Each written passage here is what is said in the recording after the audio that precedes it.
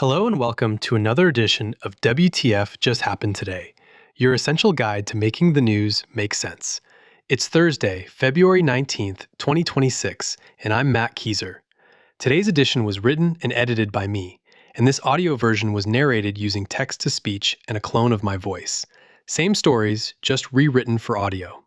Now, here's what just happened today. First up, Trump used the first meeting of his Board of Peace to announce that he'll decide over the next probably 10 days whether to continue nuclear talks with Iran or order a U.S. military strike, warning that bad things will happen if Tehran does not make a meaningful deal. Trump then returned to the day's agenda, casting the board as the manager of a UN-authorized Gaza stabilization and rebuilding effort that would include an international force totaling about 20,000 troops alongside roughly 12,000 Palestinian police. He said the board would work closely with the UN, while also describing it as looking over the UN.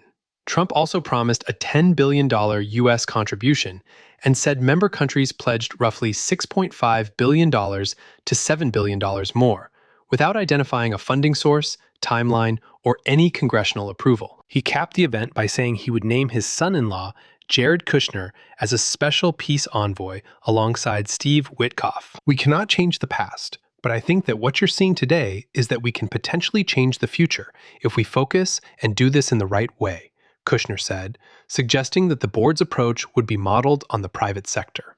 Next, Trump is reportedly weighing an initial limited strike on Iran, hitting a small set of military or government targets to pressure Tehran into a nuclear deal.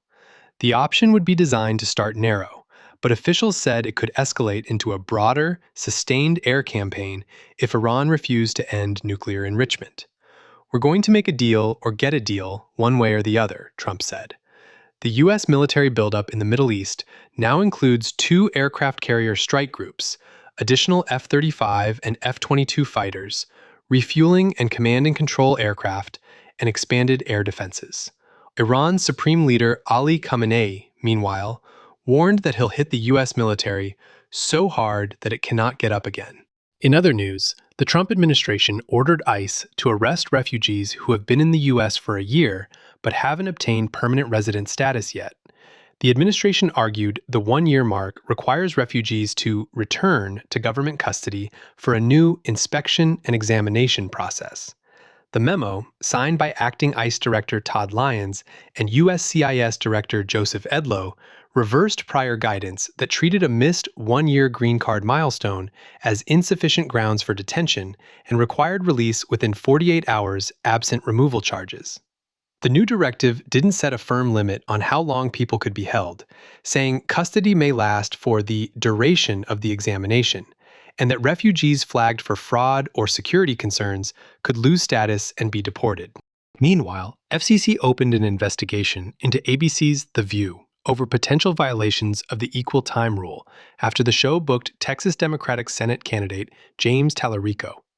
Chairman Brendan Carr said the agency is taking a look at whether the talk show qualifies for a bona fide news exemption that would let it avoid equal time obligations for rival candidates.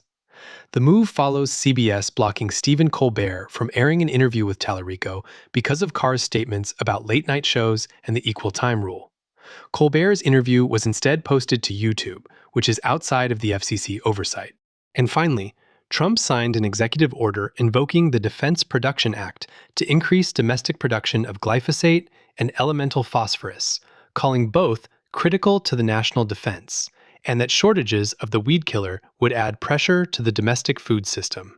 Health and Human Services Secretary Robert F. Kennedy Jr. supported the move, despite his past work as a plaintiff's lawyer on Roundup cases, saying the order puts defense readiness and our food supply first.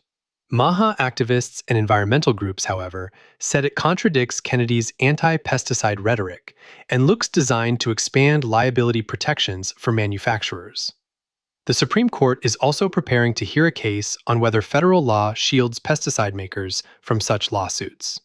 The executive order came down one day after Bayer reached a tentative $7.25 billion settlement to resolve tens of thousands of claims that Roundup causes non-Hodgkin's lymphoma. That's all for now. You can find the full edition and all the cited sources at WTFJHT.com. And if you have a minute, help me improve this audio edition. WTFJHT.com/feedback.